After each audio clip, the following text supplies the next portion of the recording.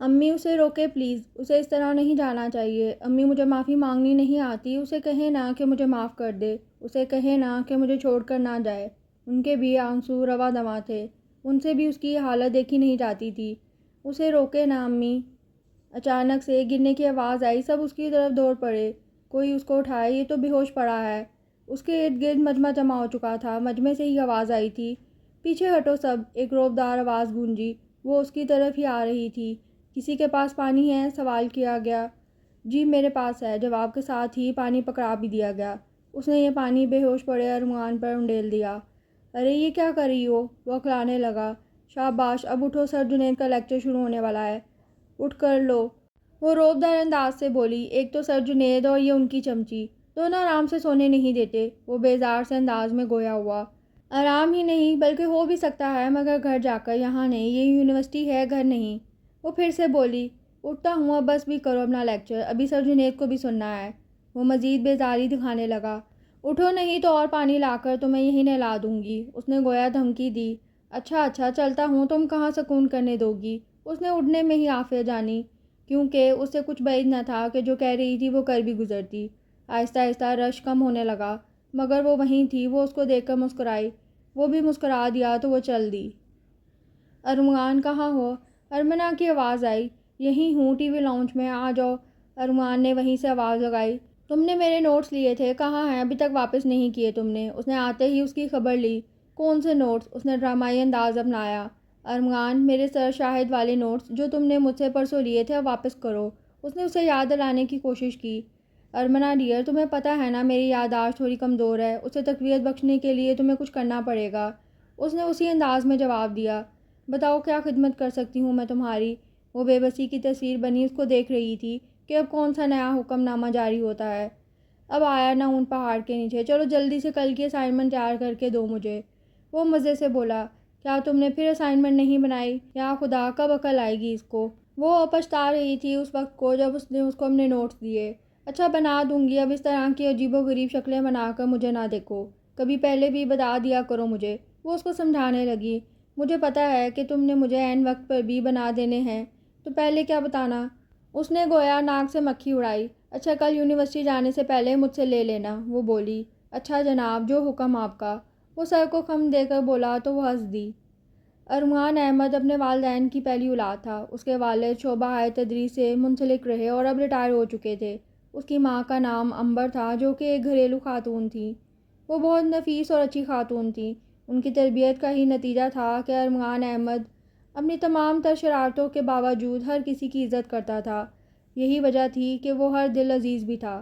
Armaghan Ahmad medical کی تعلیم حاصل کر رہا تھا، جبکہ اس سے چھوٹے بہن بھائیوں میں سے اس کے بعد آئمہ تھی، جو کہ انجینئرنگ کے دوسرے سال میں تھی۔ اس سے چھوٹا عاشر تھا، جو کہ F S C pre medical کا طالب علم تھا اور آگے چل کر ارمغان کی طرح ڈاکٹر ہی بننا چاہتا تھا۔ سب سے چھوٹی نائمہ تھی، جو سب کی لاڈلی بھی تھی، جو کہ 9 کلاس کی طالب علم تھی۔ مغیث احمد کے چھوٹے بھائی اشر احمد صاحب تھے، جو کہ ایک کامیاب بزنس مین تھے۔ ان کی زوجہ سائرہ بیگم تھی، جو کہ عنبر کی طرح گھریلو خاتون تھیں اور ان کی دیورانی ہونے کے ساتھ ساتھ بہترین دوست بھی تھیں۔ دونوں کی شادی بھی اکٹھے ہی ہوئی۔ اشر اور سائرہ کی سب سے پہلی اولاد ارمنا تھی، جو کہ ارمغان کے ساتھ میڈیکل کی طالبہ تھی۔ ارمنا کے بعد ان کی ایک بیٹی تھی، جو کہ بی ایس سی آنرز کر رہی تھی میتھمیٹکس میں۔ اس سے چھوٹا زیگم تھا، جو کہ ایف ایس سی انجینئرنگ کر رہا تھا اور پڑھائی میں آئمہ کی مدد لیتا تھا۔ زیگم سے چھوٹی حیات تھی، جو کہ سب سے زیادہ شرارتی تھی۔ ارمنا اکثر اسے کہتی کہ تم تو ارمغان کا پرتو ہو۔ سائرہ بیگم بہت جلد اشر صاحب کو داغ مفارقت دے گئیں، جبکہ ابھی ارمنا محض 13 برس کی تھی۔ ان کی بیماری کے باعث ارمنا اور ارمغان کا نکاح محض 11 برس کی عمر میں ہی کر دیا گیا۔ ارمنا اس سے محض 3 ماہ بڑی تھی، جس کا رعب ہمیشہ وہ اس پر رکھتی تھی۔ ارمغان پھر بھی اپنے نام کا ایک تھا، سارے بدلے اسے نوٹس بنوا کر یا اسائنمنٹ بنوا کر پورے کر لیتا تھا، مگر وہ یہ نہیں جانتا تھا کہ وہ اس کے کہنے سے پہلے اپنی اسائنمنٹ کے ساتھ اس کی بھی ہمیشہ تیار کر دیتی تھی، مگر اس کو خبر ہی نہیں ہونے دیتی تھی۔ جب اس کو ضرورت ہوتی تھوڑے نخروں کے بعد اس کو دے دیتی۔ ارمنا کے دل میں جانے انجانے میں اس کے لیے محبت بڑھتی جا رہی تھی۔ ارمغان جیسا لاابالی شخص اس کی محبت کو نہ سمجھ سکا تھا۔ اب وہ دونوں میڈیکل کے آخری سال میں تھے۔ پڑھائی کے بعد ارمنا کی رخصتی عمل میں لائی جانی تھی۔ یار اس کا نمبر چاہیے، وہ اپنے ہی دھیان میں تھا۔ یار مشکل کام ہے، جلدی ہاتھ نہیں آتی۔ وہ بولا۔ تو بس نمبر لا کے دے، باقی کام میں دیکھ لوں گا۔ وہ اب بھی اسی کو سوچے جا رہا تھا۔ تم صرف میری ہو، صرف میری، اس نے اپنے خیالوں میں اس کو مخاطب کر کے کہا۔ چل اب اٹھ، چل کر لیکچر لے، نہیں تو ڈانٹ پکی ہے۔ دونوں کہکا لگا کے ہنس پڑے۔ ارمنا بیٹا، سائرہ بیگم نے اس کو آواز دی۔ جی امی جان۔ وہ دوڑی چلی آئی۔ کمرے میں موجود نفوس کو دیکھ کر کچھ حیران ہوئی۔ اس کی امی کے کمرے میں اس کے امی ابو کے علاوہ تایا، تائی اور پھپھو بھی موجود تھیں۔ وہ اجازت لے کر اندر داخل ہوئیں۔ سائرہ بیگم پیار سے اسے اپنے ساتھ لگاتے ہوئے گویا ہوئیں۔ میری بیٹی اسکول سے آ کر تھک گئی ہوگی، انہوں نے پوچھا۔ جی امی، بہت تھک گئی ہوں۔ کھانا کھا لیا آپ نے بیٹا؟ انہوں نے پھر پوچھا۔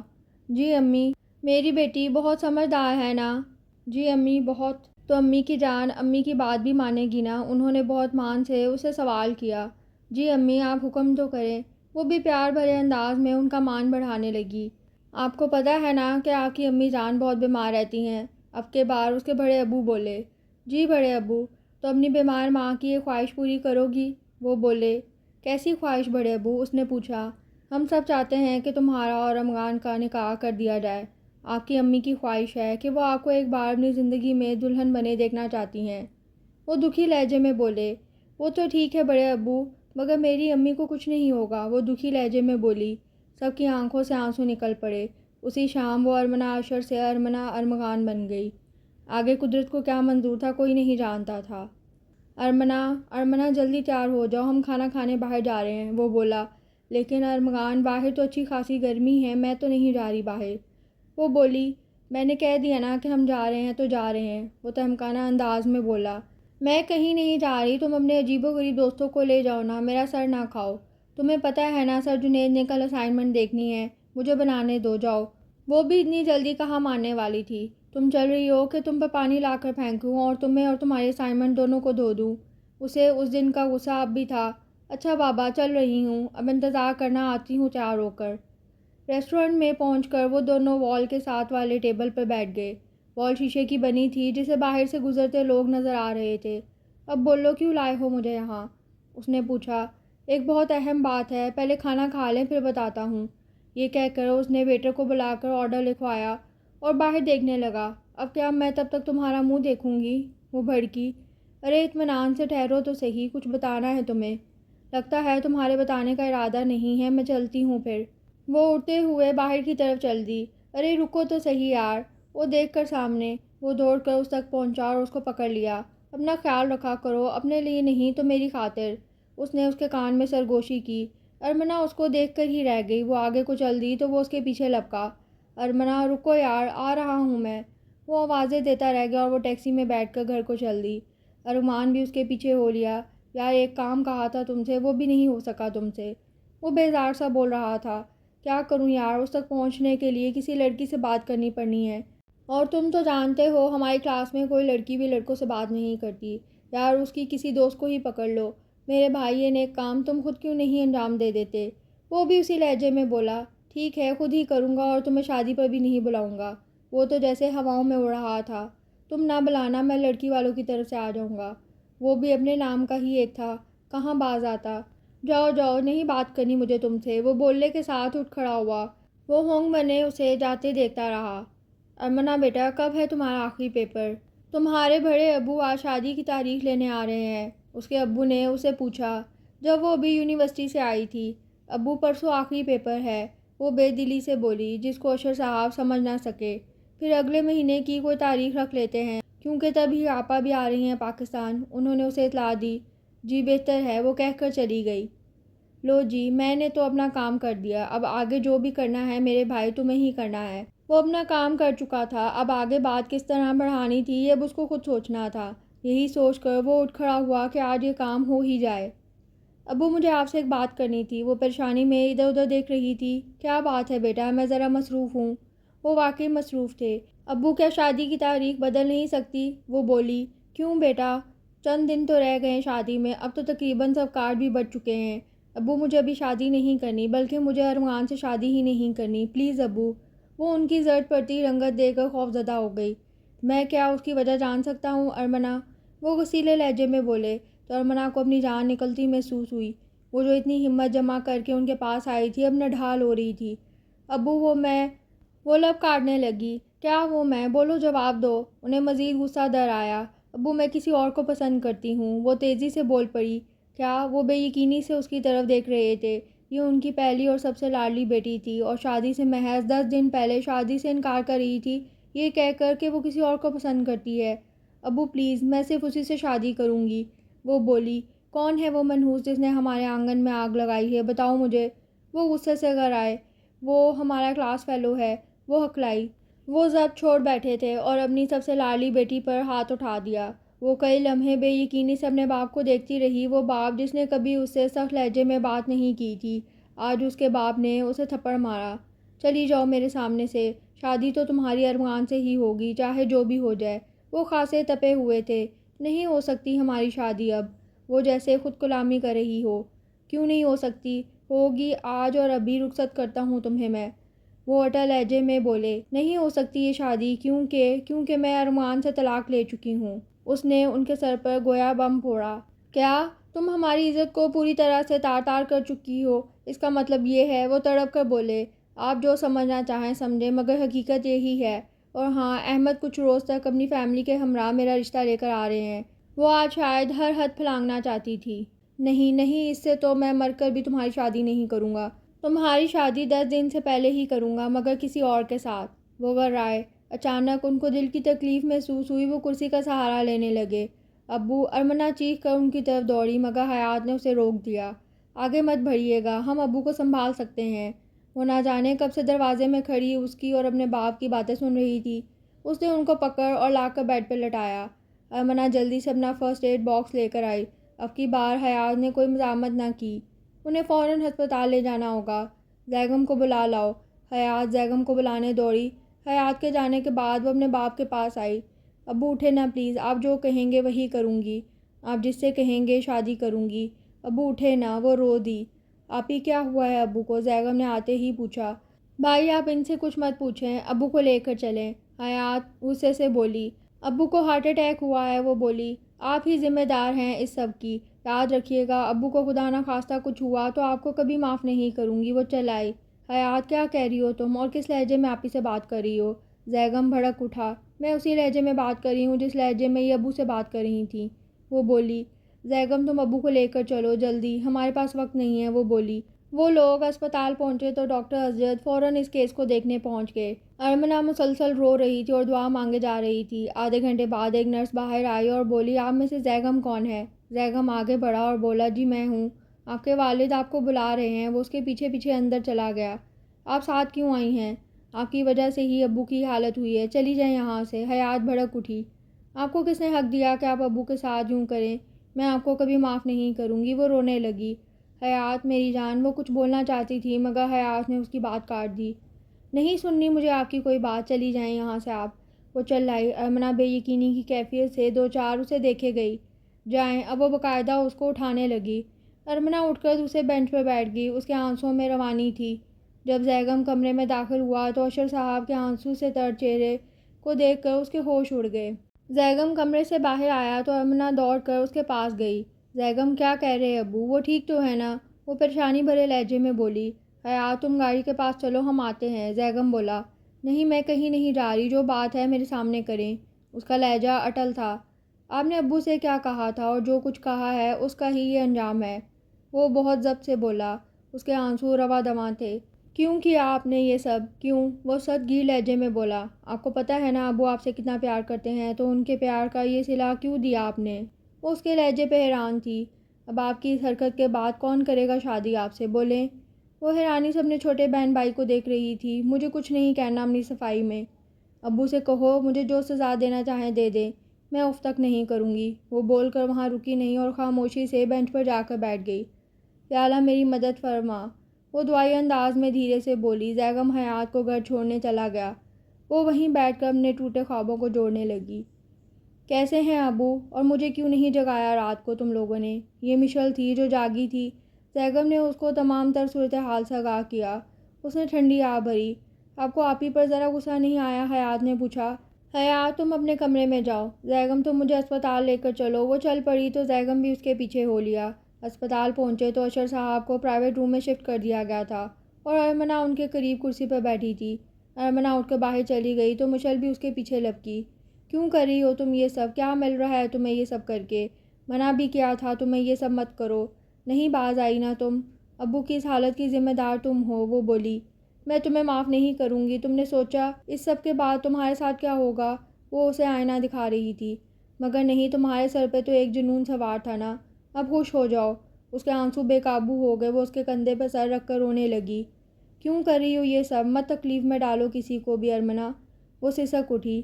مان جاؤ میری بات، وہ بہن کے گلے کے گرد بازو حائل کر کے بولی۔ میں اب کچھ نہیں کر سکتی۔ ساتھ ہی سسکیوں کی آواز بلند ہو گئی۔ وہ اب اس کا پیچھا کرتا ہوا آہستہ آہستہ چل رہا تھا۔ وہ اب کے یونیورسٹی کی کینٹین تک گئی، جہاں سب کچھ اس کے پلان کے مطابق تیار تھا۔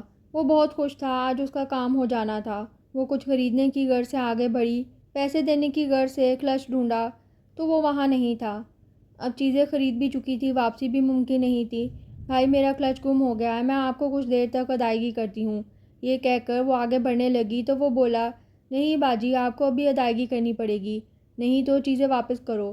وہ بولا۔ وہ بھوک کی بہت کچی تھی اور اس وقت اس کو کچھ کھانے کو چاہیے تھا۔ Excuse me, any problem? May I help you? معاف کیجیے گا، کیا کوئی مسئلہ ہوا ہے؟ کیا میں آپ کی مدد کر سکتا ہوں؟ وہ آگے آیا، اس کی وجیح صورت دیکھ کر وہ دنگ رہ گئی۔ لمبا قد، چوڑا سینہ، کف اوپر کو موڑے وہ سامنے کھڑا تھا۔ وہ کچھ بولتی اس سے پہلے کینٹین والا بولا، یہ باجی ہمارے پیسے نہیں دے رہی، اگر ان کا وہ کیا کہتے ہیں، ہاں کلچ گم ہو گیا ہے تو اس میں ہمارا کیا قصور ہے؟ وہ بولا۔ کتنے پیسے ہیں تمہارے بھائی؟ اس نے پوچھا۔ 100 روپے۔ جواب اب کے اس نے دیا تھا۔ اس نے پیسوں کی ادائیگی کی اور بولا، بھائی اول تو یہ کلچ نہیں کلچ ہوتا ہے، اور دوسرا یہ کہ یہ تمہیں باجی لگتی ہے کیا؟ تمہاری بیٹی کی عمر کی ہوگی۔ کیوں، میں ٹھیک کہہ رہا ہوں نا؟ وہ تصدیق کے لیے اس کی طرف مڑا تو وہ جا چکی تھی۔ ساتھ ہی ایک کاغذ پڑا تھا جس پر بڑا سا تھینکس لکھا ہوا تھا۔ وہ دشمن جان اس کو باتوں میں مصروف پا کر وہاں سے کھسک چکی تھی۔ زیگم بات سنو، اشر صاحب نے اسے آواز دی۔ جی ابو، وہ ان کو سوالیہ نظروں سے دیکھے گیا۔ بیٹا مشل کو بلاؤ، وہ بولے۔ جی ابو بلاتا ہوں۔ وہ جانے لگا تو بولے، ارمنا کو بھی بلا لانا، وہ باپ تھے، جانتے تھے باہر بیٹھی رو رہی ہوگی۔ وہ فوراً باہر جا کر ان کو بلا لایا۔ ارمنا آگے آئی تو اس کی سوجی آنکھیں دیکھ کر انہیں ایک پل یقین نہ آیا کہ جو کچھ اس نے بولا وہ سچ تھا، مگر منہ موڑ لیا۔ مشل آگے آئی اور بولی، جی ابو آپ نے بلایا تھا؟ وہ پوچھنے لگی۔ مشل میں آپ کو ایک ذمہ داری سونپ رہا ہوں، جو بھی پہلا رشتہ ملے اس کی شادی کر دو ان 10 دنوں کے اندر اندر۔ وہ بولتے ہوئے ضبط کی انتہا پر تھے۔ ٹھیک ہے ابو، ہو جائے گا یہ کام، وہ بولی۔ ارمنا پاس کھڑی ہولے ہولے لرز رہی تھی۔ ان کو بتا دینا کہ پہلے سے طلاق یافتہ ہے۔ اپنے باپ کے منہ سے یہ الفاظ سن کر اس کا ضبط جواب دے گیا، ابو آپ جو کہیں گے میں کروں گی، جس سے کہیں گے شادی کروں گی، مگر مجھ سے منہ مت موڑیں پلیز ابو۔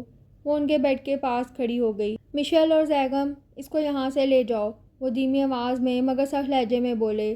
چلیں آپی، زیگم آگے بڑھا۔ اس سے ٹھیک 5 دن بعد اس کا نکاح ارشد احمد ہمدانی سے کر دیا گیا اور خاموشی سے رخصت بھی۔ ارمان کی فیملی کو خبر تب ہوئی جب وہ رخصت ہو رہی تھی۔ رخصتی کے وقت وہ سسرال سے آئے خوبصورت لہنگے میں جچ رہی تھی۔ سب اس کی قسمت پر تعصب سے اسے دیکھ رہے تھے، کیونکہ ارشد احمد صاحب اس سے دگنا عمر کے تھے۔ یہ اس کی خواہش کے مطابق ہوا۔ رخصتی کے وقت اس کو اس گھر میں دوبارہ کبھی نہ آنے کا عندیہ دے دیا گیا اور وہ اپنی پناہ گاہ سے ہمیشہ کے لیے دور چلی گئی۔ ارشد صاحب نہایت نفیس قسم کے انسان تھے۔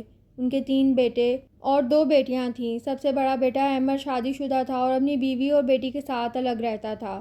اس کے بعد ایک بیٹی تھی عرفہ، وہ ارمنا کی ہم عمر تھی اور ابھی اس کی شادی کو 1 سال ہوا تھا۔ اس کے بعد ایک اور بیٹا فہیم تھا جو کہ MBA کر کے جاب کی تلاش میں سرگرداں تھا۔ اس سے چھوٹا عامر تھا جو کہ ابھی MBA کر رہا تھا۔ اس سے چھوٹی مریم تھی جو میڈیکل کے پہلے سال میں تھی۔ یہ فیملی بھی اس کی فیملی کی طرح پڑھی لکھی تھی۔ ان کی عمروں میں اچھا خاصا فرق تھا۔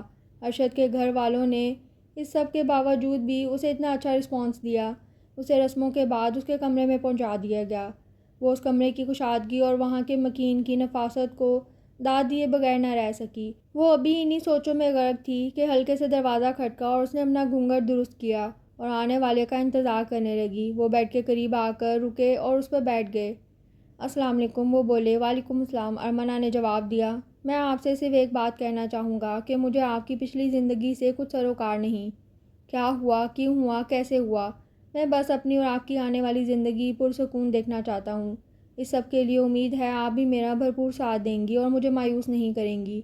پھر وہ تمام رات انہوں نے اسے زندگی کی تلخیوں کو بھلانے میں صرف کر دی۔ پھر وہ وقت آیا جب اس کو اس گھر واپس آنا پڑا جہاں اس کے آنے کی پابندی تھی۔ ارشد احمد کی وفات ہو گئی جب اس کا ایک بیٹا اور ایک بیٹی تھی۔ جب وہ گھر تک آئی تو اس گھر سے جڑی بہت سی یادیں بھی ساتھ آ گئیں۔ وہ بہت خوش تھی کہ اب وہ اپنے ابو سے مل کر ان کے سارے شکوے دور کر دے گی۔ وہ اس کو اجڑا دے کر اپنی باہوں میں سمیٹ لیں گے، مگر ہر دفعہ وہی نہیں ہوتا جو انسان سوچتا ہے۔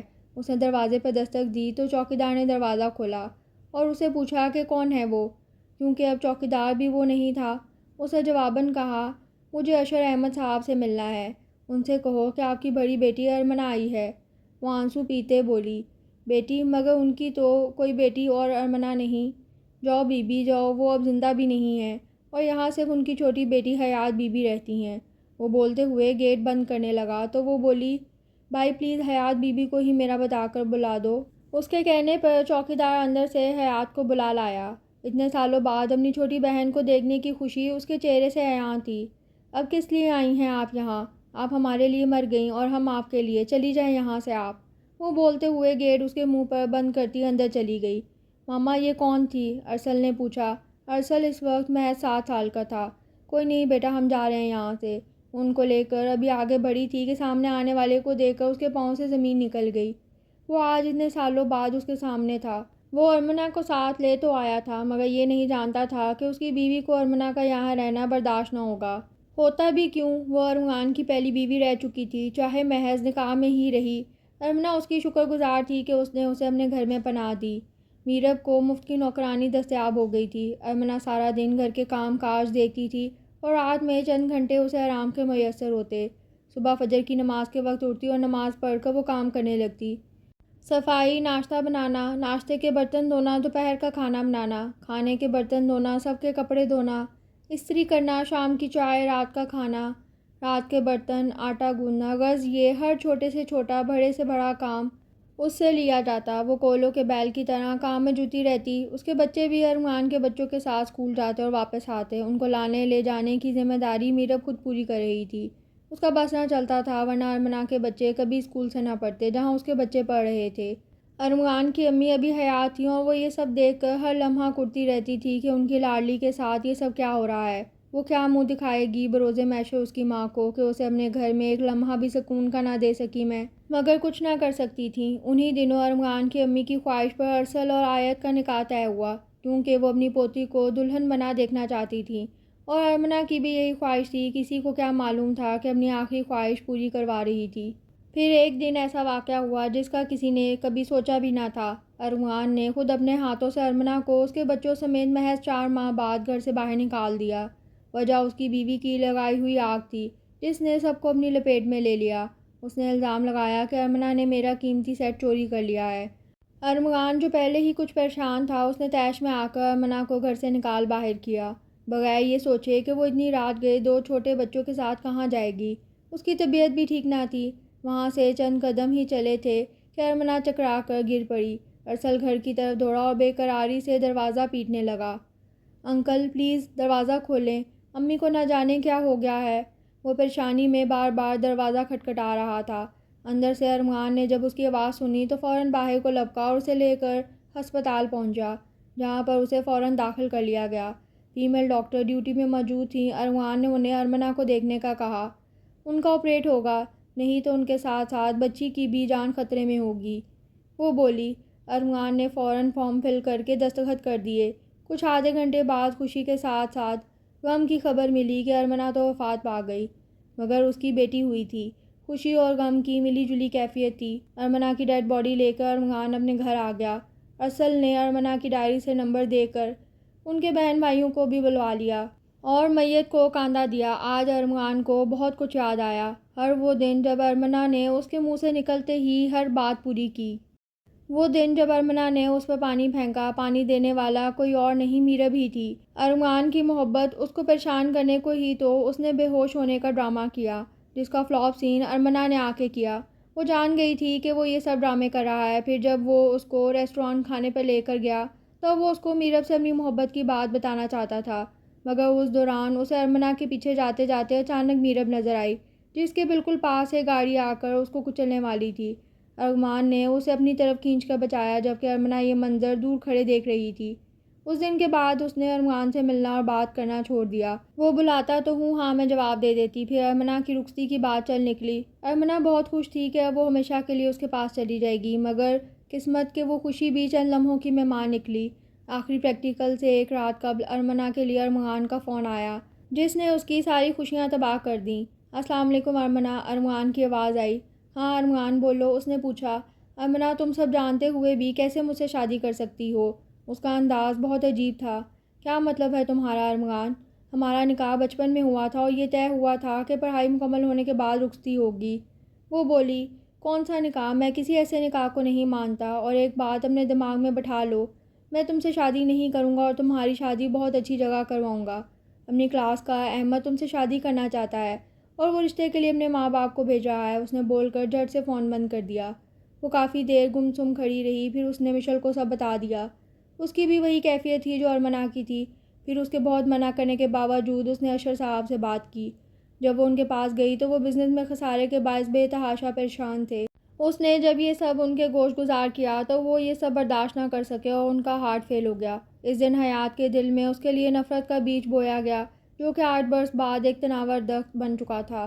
تب تک مشل شادی ہو کر بیرون ملک رہائش پذیر تھی اور زیگم اپنے بیوی بچوں کے ساتھ الگ رہتا تھا۔ یہ گھر مرتے ہوئے اشر صاحب نے حیات کے نام کر دیا تھا، جو کہ اب یہاں اپنے میاں اور 2 بچوں کے ساتھ رہتی تھی۔ اپنی بڑی بہن سے ملنے کا اشتیاق تو حیات کو بھی تھا، مگر جو سب کچھ ہوا اس کے بعد وہ چاہ کے بھی نہ مل پائی، کیونکہ وہ ارمنا کو اپنے باپ کا قاتل مانتی تھی۔ جس دن ارمنا اس گھر سے رخصت ہوئی، اشر صاحب کو دوسرا جان لیوا ہارٹ اٹیک ہوا اور وہ بیٹی کے غم کو سینے سے لگائے چل بسے۔ شاید وہ اس کی بے بسی کو محسوس کر چکے تھے کہ وہ بے گناہ ہے اور کسی کے لیے جھوٹ بول رہی ہے۔ اشر صاحب کی تمام اولاد بہت فرما بردار تھی۔ انہوں نے ارمنا کو حقیقتاً ماں کا درجہ دیا۔ ہر کام میں اس کی رائے لی جاتی، پھر جو وہ مشورہ دیتی اس پر بغیر کسی پس و پیش عمل کیا جاتا۔ ارمنا کے ساتھ بہت اچھا وقت گزر رہا تھا، مگر شاید قدرت کو ارمنا کا ابھی اور امتحان مقصود تھا۔ ایک روز اچانک ارشد صاحب سوئے میں ہی دل کا دورہ پڑنے سے انتقال کر گئے۔ ارمنا نے اپنے گھر جانے کو ترجیح دی۔ سب نے اسے روکا کہ یہاں ہی رہیں، یہ آپ کا گھر ہی ہے، مگر وہ اپنے باپ سے معافی مانگنے کی غرض سے وہاں سے چلی آئی، مگر قدرت نے یہ موقع بھی اسے چھین لیا۔ ارمنا کی میت کو جب گھر لایا گیا تو حیات بھی وہاں آئی۔ بہن کی میت دیکھ کر آنسو آئے، مگر خاموشی سے وہاں سے اٹھنے لگی۔ خالہ ارسل نے اسے پکارا۔ وہ پیچھے مڑی تو وہ لپک کر اس کے سینے سے لگ گیا اور رونے لگا۔ خالہ، امی آپ کو بہت یاد کرتی تھی، آپ کی باتیں بتایا کرتی تھی کہ بچپن میں آپ کتنی شرارتیں کرتی تھیں۔ خالہ، ہمیں اپنے ساتھ اپنے گھر لے جائیں، ہم یہاں نہیں رہ سکتے۔ پلیز خالہ، امی نے کہا تھا اگر مجھے کچھ ہو جائے تو اپنی خالہ کے پاس چلے جانا۔ خالہ پلیز ہمیں لے جائیں، وہ روتے ہوئے اسے کہے گیا۔ نہیں، نہیں لے جا سکتی تم لوگوں کو، کیونکہ میں اپنے باپ کی قاتلہ کے بچے نہیں پال سکتی۔ یہ کہہ کر وہ وہاں سے چلی گئی۔ ارمان اسے یہ بھی نہ کہہ سکا کہ ایسے مت بولو کہ اس کا کوئی قصور نہیں تھا۔ ارمنا بولی۔ ہاں بولو، کام ہو گیا؟ اس نے پوچھا۔ ہاں اب تم شادی کر سکتے ہو اپنی مرضی سے، اس نے جواب دیا۔ بہت بہت شکریہ، دیکھنا میں تمہاری کتنی اچھی جگہ شادی کرواتا۔ آج سے تم میری طرف سے آزاد ہو اس بندھن سے، وہ پرجوش لہجے میں بولا۔ ہاں مگر تمہیں اس زحمت کی ضرورت نہیں ہے، بس میرا ایک کام کرنا، وہ بولی۔ ہاں بولو، جو کہو گی اب میں وہ کروں گا، وہ بولا۔ ارمان، تم ساری زندگی یہ راز نہیں کھولو گے کہ یہ طلاق تمہارے کہنے پہ لی ہے، چاہے کچھ بھی ہو جائے تم یہ راز راز ہی رہنے دو گے، وہ بولی۔ ہاں ہاں ٹھیک ہے، یہ راز ہی رہے گا۔ وہ لاؤبالی شخص آج بھی یہ سوچ نہ سکا کہ اب بھی وہ اس پر احسان کر رہی تھی۔ یہ کہہ کر اس نے فون بند کر دیا اور ارمنا گھٹنوں میں سر دیے روتی رہی۔ وہ اس وقت بھی اپنے باپ کو ہسپتال لے جانے لگی تھی، اس لیے جلدی جلدی اٹھ گئی کیونکہ حیات زیگم کو نیچے لا رہی تھی۔ جب اس کی میت لے جانے لگے تو ارمان بہت رویا۔ وہ اسے معافی مانگنا چاہتا تھا، مگر اب وقت گزر گیا تھا، اور وقت کب کہاں اور کس کے لیے رکتا ہے۔ وقت کا کام ہے اڑ جانا، جو وہ پر لگا کے اڑ جاتا ہے۔ وہ وہاں بے ہوش ہو گیا تھا، مگر جب اس کو ہوش آیا تو ارمنا کو دفنایا جا چکا تھا۔ اے اللہ، تو نے مجھے اس قابل بھی نہ سمجھا کہ میں اس کی میت کو کاندھا ہی دے سکوں، اس نے سوچا، مگر اب کیا ہو سکتا تھا۔ ارمنا کے بچوں کو فہیم اور اس کی بیوی اپنے ساتھ لے گئے۔ وہ ان کو روک بھی نہ سکا، کس حق سے روکتا، وہ وہاں سے جا کر اپنا تعلیمی سلسلہ دوبارہ شروع کر چکے تھے۔ جب ارسل تھوڑا بڑا ہوا تو ایک دن وہ اپنی ماں کی چیزیں دیکھنے لگا۔ ان چیزوں میں اس کو اپنی ماں کے ہاتھ کی لکھی ڈائری مل گئی۔ اس ڈائری سے اسے معلوم ہوا کہ اس کی ماں ایک ڈاکٹر تھی۔ وہ بہت حیران ہوا کیونکہ اس کی ماں نے کبھی اس کو نہیں بتایا تھا کہ وہ ایک ڈاکٹر تھی۔ اس ڈائری میں اس نے تمام حقائق سے پردہ اٹھایا ہوا تھا کہ اس کی زندگی میں کیا کیا حالات واقعات رونما ہوئے۔ اور کیوں حیات اس سے اتنی نفرت کرتی تھی؟ اس دن اس نے تہیہ کر لیا وہ یہ تمام حقائق سب کے سامنے لائے گا، چاہے اسے اس کے لیے کچھ بھی کرنا پڑے۔ ارسل جاؤ ذرا آرام کر لو، تمہارے بھائی اب ٹھیک ہے، میں دیکھ لوں گی انہیں۔ کب سے تم یوں ہی جاگ رہے ہو، سوئے ہی نہیں؟ فہیم کی بیوی طیبہ بولی۔ نہیں بھابھی میں ٹھیک ہوں، آپ آرام کریں، آپ بھی تو ابھی تک جاگ رہی ہیں۔ وہ اپنائیت سے بولا۔ میرے شہزادے صبح تم نے یونیورسٹی بھی جانا ہے، تھک گئے تو جاگ نہیں پاؤ گے، جا کر آرام کر لو تھوڑا سا، وہ بولی۔ ہاں ارسل تم جا کر اب آرام کرو، میں ٹھیک ہوں۔ بیماریاں تو بڑھاپے کا حصہ ہوتی ہیں، اب کے فہیم صاحب بولے۔ کون بوڑھا کہہ رہا ہے آپ کو، آپ تو بس ابھی 45 سال کے ہیں، یہ بھی کوئی بوڑھے ہیں؟ وہ اٹھتے ہوئے بولا۔ چلے اب آپ لوگ آرام کریں، میں بھی سونے کی کوشش کرتا ہوں اگر نیند آ جائے۔ اب وہ باہر آ گیا، کمرے میں آ کر سیدھا وہ ٹیرس میں گیا۔ اس خنک موسم میں بھی کھڑے ہو کر اس کو ٹھنڈک محسوس نہیں ہو رہی تھی، کیونکہ اس کے اپنے اندر آگ کا لاوا جل رہا تھا۔ جب اندر کا موسم اچھا نہ ہو تو باہر کی بہار بھی خزاں جیسی لگتی ہے۔ وہ بھی اپنے باہر کے موسم سے بے پرواہ اپنے اندر کی آگ کو بجھانے کی کوشش کر رہا تھا۔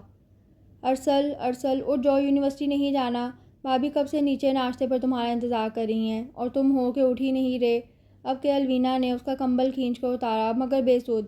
ارسل بے ہوش پڑا تھا۔ الوینا دوڑ کر نیچے سے بھائی بھابھی کو بلا لائی۔ فہیم نے اس کا بخار دیکھا تو 103 پر پہنچا ہوا تھا۔ انہوں نے تیزی سے ڈاکٹر عارف کو فون ملایا اور ان کو گھر بلایا۔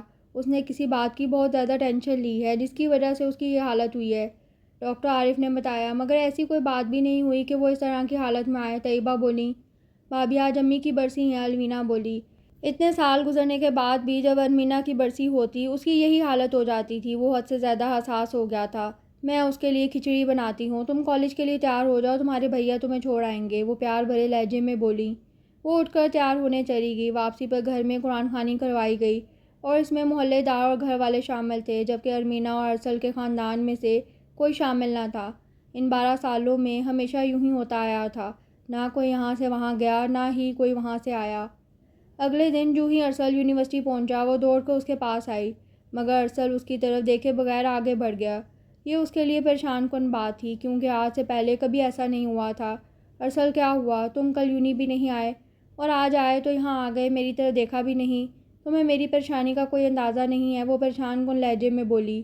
تمہیں میرے لیے پریشان ہونے کی کوئی ضرورت نہیں، اوکے، اب میرا رستہ چھوڑو۔ ارسل اسے چھوڑ کر وہاں سے چلا گیا۔ وہ گمسم اپنی غلطی تلاش کرتی رہ گئی۔ شاید اسے بچپن کے نکاح والی بات کا غصہ ہے، اس نے سوچا، منا لوں گی اس کو، کوئی بات نہیں، وہ بول کر آگے بڑھ گئی۔ اس سے جان چھڑاتا ارسل سیدھا پروفیسر احمد کے آفس پہنچا۔ وہ ابھی کچھ دن پہلے ہی یہاں آئے تھے۔ اس کی آمد ان کے لیے حیران کن تھی۔ السلام علیکم سر، وہ اندر داخل ہوتے ہوئے بولا۔ وعلیکم السلام، آئیں، وہ بولے۔ سر مجھے آپ سے ضروری کام تھا، وہ بولا۔ آپ وہ ضروری بات کلاس میں بھی کر سکتے ہیں، وہ بولے۔ سر پرسنل بات کرنی تھی، وہ بولا۔ پرسنل بات مجھ سے؟ وہ حیران ہوئے۔ اس پر جو اس نے جواب دیا اس نے ان کو حیران کر کے رکھ دیا۔ ارمغان بات سنو میری، وہ بولا۔ ہاں بولو، اس نے جواب دیا۔ ارمغان میں ارمنہ کے بارے میں کچھ پوچھنا چاہتا ہوں، وہ بولا۔ کیا پوچھنا چاہتے ہو؟ اس نے پوچھا۔ ارمنہ کی کوئی منگنی وغیرہ تو نہیں ہوئی کہیں؟ اس نے پوچھا۔ نہیں یار نہیں ہوئی، کیوں پوچھ رہے ہو؟ اس نے پوچھا۔ میں ارمنہ کا رشتہ لانا چاہتا ہوں، وہ بولا۔ ٹھیک ہے تم لے آؤ، اس کا لہجہ بہت عجیب تھا۔ آپ ارمنہ عاشر کو جانتے ہیں؟ اس نے پوچھا۔ ارمنہ، مگر تم کیوں پوچھ رہے ہو؟ وہ بولے۔ کیونکہ میں ان کا بیٹا ہوں، اس نے گویا ان کے سر پر بم پھوڑا۔ ارسل آج اسی یونیورسٹی میں میڈیکل کا اسٹوڈنٹ تھا جہاں کئی سال پہلے اس کی ماں پڑھتی تھی۔ یہ وہی احمد تھے جو ان کے لیے ارمنہ کا رشتہ لانا چاہتے تھے۔ جب انہوں نے ارمنہ کے بارے میں ارمغان سے پوچھا تب ارمنہ کی رخصتی کی بات چل رہی تھی، اور ارمغان نے اسے جان چھڑانے کی خاطر اسے یہ نہ بتایا کہ وہ میری منکوحہ ہے۔ میں آپ سے یہ پوچھ سکتا ہوں کہ یہ جانتے ہوئے بھی کہ میری ماں ارمغان صاحب کی منکوحہ ہیں، آپ نے انہیں شادی کا پیغام کیوں بھجوایا؟ اس نے پوچھا۔ کیا ارمنہ ارمغان کی منکوحہ تھی؟ اب کہ وہ حیران ہوئے اور اسے تب کی اپنی اور ارمغان کی ہونے والی گفتگو بتا دی۔ میں نہیں جانتا تھا کہ ارمنہ ارمغان کی منکوحہ ہے، وہ بولا۔ یعنی ارمغان صاحب نے آپ سے جھوٹ بولا؟ وہ بھی پریشان تھا۔ ہاں، اور ہاں، جب میں ارمنہ کا رشتہ لے کر گیا تھا تو تمہاری خالہ نے مجھے یہ کہہ کر بھیج دیا کہ اس کی شادی ہو گئی ہے، وہ بولا۔ ہاں ان کی شادی ہو گئی تھی میرے ابو کے ساتھ، جو ان سے عمر میں دگنا تھے، وہ پرسوچ لہجے میں بولا۔ مگر کیوں؟ اس سے دگنا عمر کے شخص کے ساتھ کیوں؟ انہوں نے پوچھا۔ جواباً اس نے تمام واقعات ان کے گوش گزار کر دیے۔ وہ شرمندہ سے ہو کر رہ گئے۔ شکریہ سر مجھے وقت دینے کا، وہ شکریہ ادا کرتا وہاں سے چلا گیا۔ احمد صاحب اس کے جانے کے بعد بہت دیر تک ارمنہ کے بارے میں سوچتے رہے۔ میں تمہارے گھر رشتہ بھیجنا چاہتا ہوں، ارسل بولا۔ مگر ابھی میں اپنے گھر والوں کو نہیں منا سکتی، وہ بولی۔ تو تم اس بچپن کے نکاح سے ساری زندگی بندھے رہنا چاہتی ہو؟ ایک انچاہے رشتے کے ساتھ ساری زندگی گزارنا چاہتی ہو کیا؟ اس نے پوچھا۔ وہ اس کو صرف دیکھ کر رہ گئی۔ ارسل مجھے کچھ وقت دو، میں بات کروں گی، وہ بولی۔ نہیں، میں ابھی تمہارے ساتھ تمہارے گھر جا رہا ہوں، وہ بولا۔ پلیز ارسل، پاپا اس طرح نہیں مانیں گے، وہ خوف بھرے لہجے میں بولی۔ ٹھیک ہے، اگر آج تم نے جا کر بات نہ کی تو کل میں تمہارے ساتھ ہی جاؤں گا، وہ ڈراتے ہوئے بولا۔ اس کے جانے کے بعد اس نے سکھ کا سانس لیا۔ آج میں بات کر کے رہوں گی، چاہے کچھ بھی ہو جائے، اس نے سوچا۔ پاپا مجھے آپ سے ضروری بات کرنی ہے، وہ بولی۔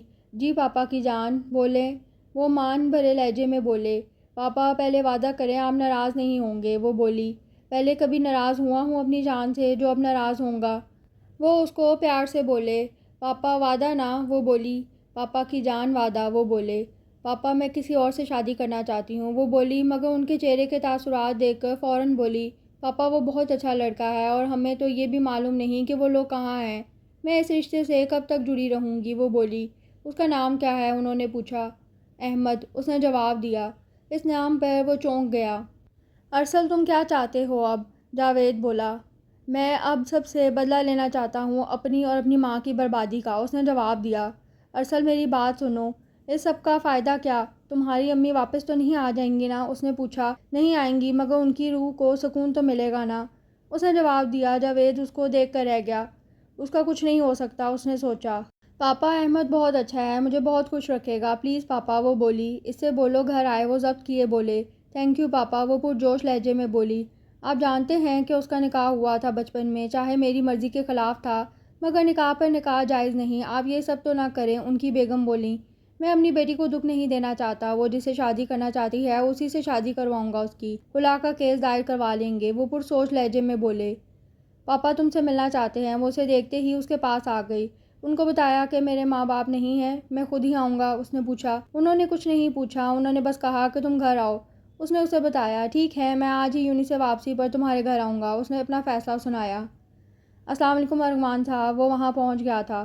وعلیکم السلام، انہوں نے جواب دیا۔ بیٹھو بیٹا، وہ بولے۔ آپ جانتے تو ہیں میں کس سلسلے میں آیا ہوں، وہ بولا۔ جی بیٹا، مگر اس سے پہلے میں آپ کے ماں باپ سے ملنا چاہوں گا، وہ بولے۔ وہ نہیں ہیں، وہ ضبط کر کے بولا۔ او سوری، مجھے آیت نے بتایا نہیں تھا، وہ بولے۔ اچھا آپ کو پتہ ہے کہ آیت کا بچپن میں نکاح ہوا تھا؟ انہوں نے پوچھا۔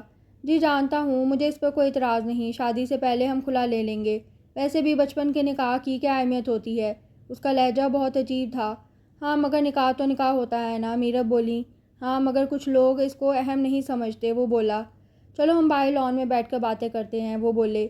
چلتے ہیں، مگر اس سے پہلے میں کچھ پوچھنا چاہتا ہوں، وہ بولا۔ ہاں پوچھو بیٹا، انہوں نے بولا۔ آپ نے ارمنا اشر سے یوں کیوں کیا؟ اس کے سوال سے ان کے ہوش اڑ گئے۔ کون ہو تم؟ ارمغان چیخا۔ آپ کی سزا، ارسل بھی اسی انداز میں بولا۔ میں نے ایسا کچھ نہیں کیا جس کی سزا مجھے ملے، ارغوان ادھر ادھر دیکھنے لگا۔ تو کیا میری ماں نے اس ڈائری میں جھوٹ بولا ہے؟ اس نے ڈائری اس کے سامنے کی، جس کو میرب نے پکڑ لیا اور دیکھنے لگی۔ ارمغان کے ہوش اڑ گئے۔ کیا تم سب جانتے ہو؟ انہیں اب بھی یقین نہیں آیا۔ ہاں سب جانتا ہوں، وہ بولا۔ تم میری بیٹی کو اس کی وجہ سے کچھ نہیں کہو گے، وہ بولی۔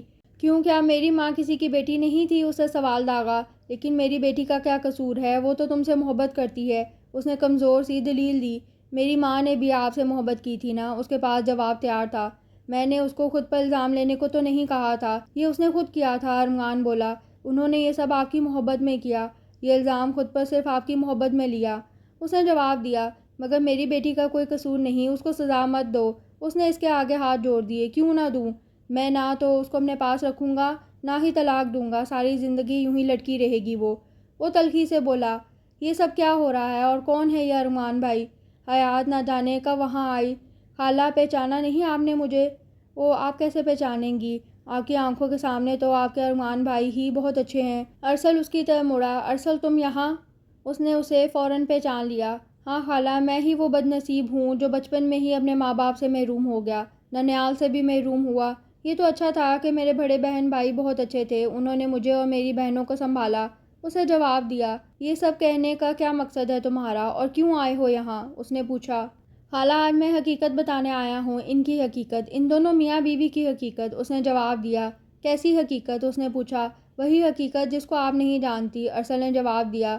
آپ کی نظروں میں میری ماں قصوروار تھیں، مگر میری ماں نے کچھ نہیں کیا تھا، یہ سب انہوں نے میری ماں سے کروایا تھا، اس نے ان کے نہ سمجھ آنے والے انداز کو دیکھ کر وضاحت دی۔ کیا مطلب؟ تم یہ کہنا چاہتے ہو کہ تمہاری ماں بے قصور اور ارمغان بھائی نے یہ سب کیا تھا؟ انہوں نے اس سے پوچھا۔ ہاں، میں نے ہی اس کو کہا تھا اس شادی کو ختم کروانے کا، کیونکہ میں اور میرب شادی کرنا چاہتے تھے۔ اب کہ ارمغان بولا۔ کیا؟ میری بہن کے ساتھ اتنا بڑا دھوکہ؟ حیات رونے لگیں۔ وہ مجھے آخری وقت بھی ملنے آئی، میں نے اس کو دھتکار دیا، میں بھی ظالم نکلی۔ وہ کتنے مان سے آئی تھیں میرے پاس۔ ان کے رونے میں شدت آ گئی۔ خالہ مت روئیں، مرتے مرتے آپ سب کو معاف کر گئی تھی میری امی، مگر میں سب کو معاف نہیں کروں گا۔ انہوں نے میری ماں کو آخری وقت میں بھی بہت تکلیف دی تھی، میری ماں پہ چوری کا الزام لگا کر انہیں گھر سے نکالا تھا ان لوگوں نے۔ وہ بولا۔ کیا میری بہن پر چوری کا الزام بھی لگایا؟ خدا کا خوف نہیں آیا تم لوگوں کو؟ ظالموں، میری بہن نے کیا بگاڑا تھا تم لوگوں کا؟ اس نے ارمغان اور میرب کی طرف دیکھا۔ خالہ چلیں یہاں سے، ایسے لوگوں سے سوال جواب کرنے کا کوئی فائدہ نہیں، یہ اس قابل نہیں، ارسل بولا اور ان کو لے کر چل پڑا۔ مجھے کس چیز کی سزا دے رہے ہیں آپ؟ آیت اس کے سامنے آئی۔ تمہاری سزا کے لیے یہی کافی ہے کہ تم ارمغان احمد اور میرب ارمغان کی بیٹی ہو، یہ کہہ کر وہ آگے بڑھ گیا۔ کیوں کیا آپ نے یہ سب؟ کیوں؟ آخر میں آپ کو کبھی معاف نہیں کروں گی، کبھی بھی نہیں۔ ارمغان کے کانوں میں آیت کے آخری الفاظ ہتھوڑے بن کر برس رہے تھے۔ آیت اس وقت آئی سی یو میں زندگی موت کی کشمکش میں تھی، اسے برین ہیمریج کا مائنر اٹیک ہوا تھا۔ اے اللہ، میری بیٹی کو زندگی بخش دے، اللہ میرے کیے کی سزا میری بیٹی کو نہ دے۔ اے اللہ، میں تو اس عورت کو طلاق بھی دینے لگا تھا جس کی وجہ سے یہ سب ہوا تھا، اگر امی نہ روکتی تو میں تب ہی اسے چھوڑ دیتا جب ارمنہ مری تھی۔ اے اللہ، میری بیٹی کو صحت دے دے۔ جب وہ ہوش میں آیا تو اسے میرب کا خیال آیا۔ امی، امی کہاں ہیں آپ؟ ارمغان بولا۔ میں یہی ہوں بیٹا، عنبر بیگم بولی۔ امی، ارمنہ کہاں ہے؟ مجھے اس کے پاس لے چلیں پلیز امی۔ ارمغان بولا۔ بیٹا وہ بولتے بولتے رکی۔ کیا ہوا امی؟ وہ بولا۔ ارمنہ کو تو کل ہی دفنا دیا گیا تھا۔ وہ بول کر رونے لگیں۔ کیا ارمنہ کو دفنا دیا گیا؟ میں اس کی میت کو کاندھا بھی نہیں دے سکا۔ وہ بھی رونے لگا۔ ہاں بیٹا، تمہیں ہوش ہی نہیں آیا تو اسے دفنانا پڑا، وہ بولی۔ ارسل لوگ کہاں ہیں؟ ان کو میرے پاس بھیجے، میں ان سے ہی معافی مانگ لوں۔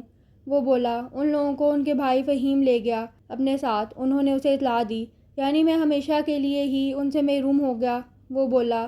نہیں بیٹا، کوشش کر کے تم انہیں ڈھونڈ لو گے، وہ بولی۔ امی، وہ پرسوچ لہجے میں بولا۔ ہاں بیٹا بولو، وہ بولی۔ امی، میرب کہاں ہے؟ وہ بولا۔ وہ یہیں ہے بیٹا، وہ بولی۔ امی، اسے گھر سے نکال دے، میں اس کی منحوس شکل اس گھر میں برداشت نہیں کر سکتا، اسے کہیں چلی جائے یہاں سے، میں اس کے گھر طلاق بھجوا دوں گا، وہ چلایا۔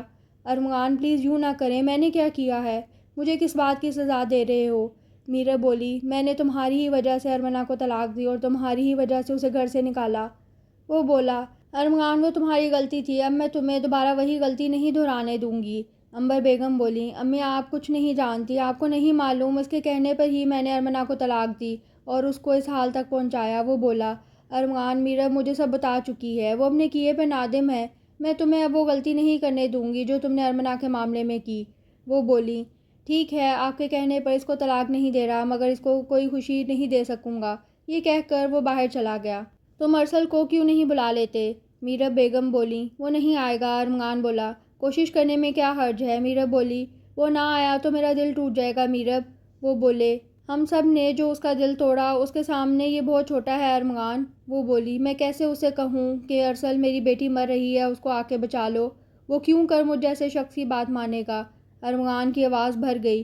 ارمغان، تم اس سے بات تو کر کے دیکھو، اگر اسے واقعی آیت سے محبت ہوگی تو وہ ضرور آئے گا، وہ پورے اعتماد طریقے سے بولی۔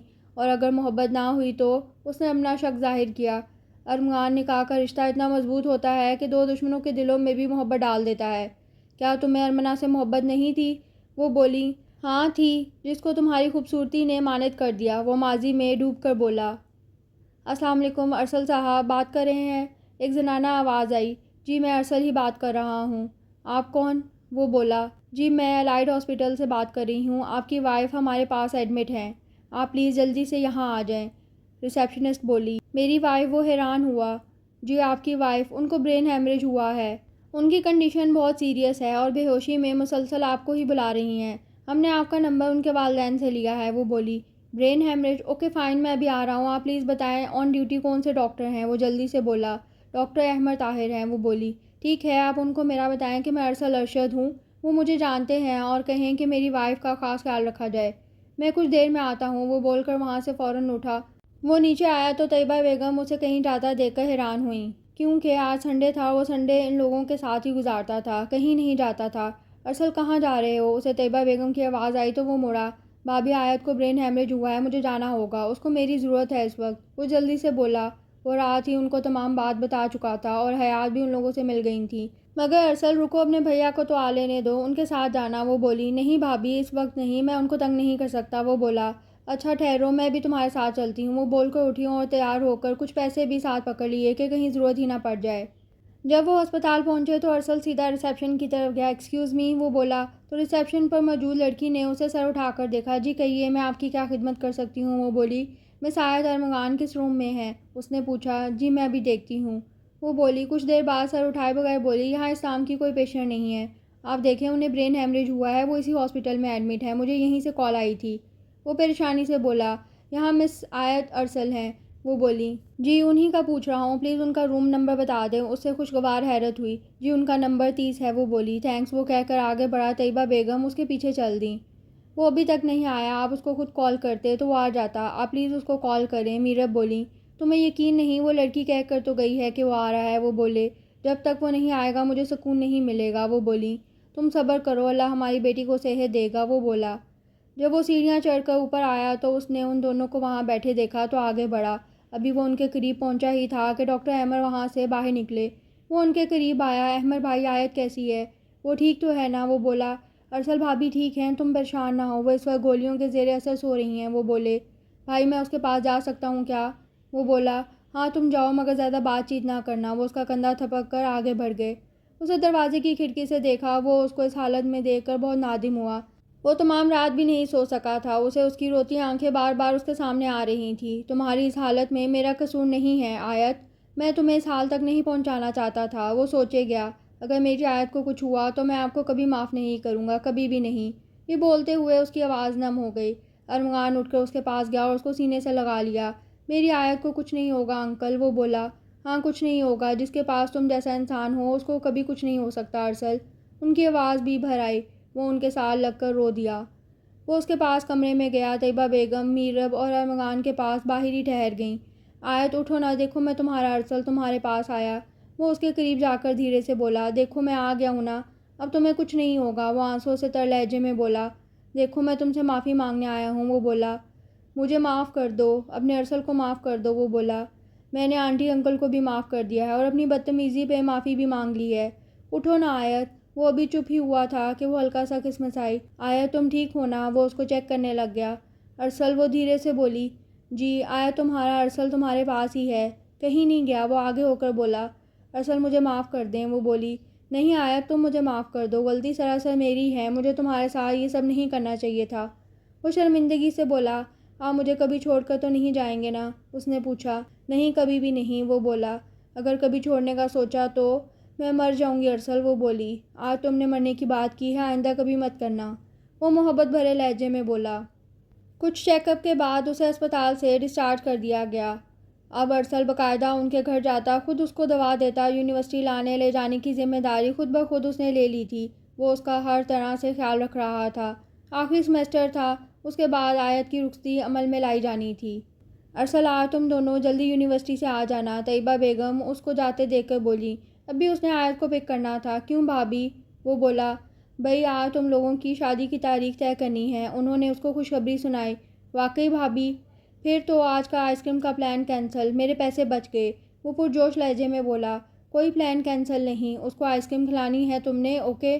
وہ بولی تو وہ ہنس دیا۔ اوف، یہ دیورانی جٹھانی میں اتنا پیار، بھیا ہم دونوں مارے جائیں گے۔ وہ آتے ہوئے فہیم صاحب کو دیکھ کر بولا۔ پھر شادی کی تاریخ اسی مہینے کی 25 تاریخ رکھ دی گئی۔ شادی پر تمام لوگ آئے، زیگم بھی اپنی فیملی کے ساتھ آ گیا۔ ان لوگوں نے ارسل کی تمام تر تیاریاں کروائیں، تبھی ارسل کی دونوں بہنوں کا رشتہ بھی زیگم نے اپنے بیٹوں کے لیے مانگ لیا، جس کو قبول کر لیا گیا۔ آیت ارسل اپنے سسرال میں آ گئی۔ وہ لوگ ابھی فہیم صاحب اور طیبہ بیگم کے ساتھ ہی رہنے لگے۔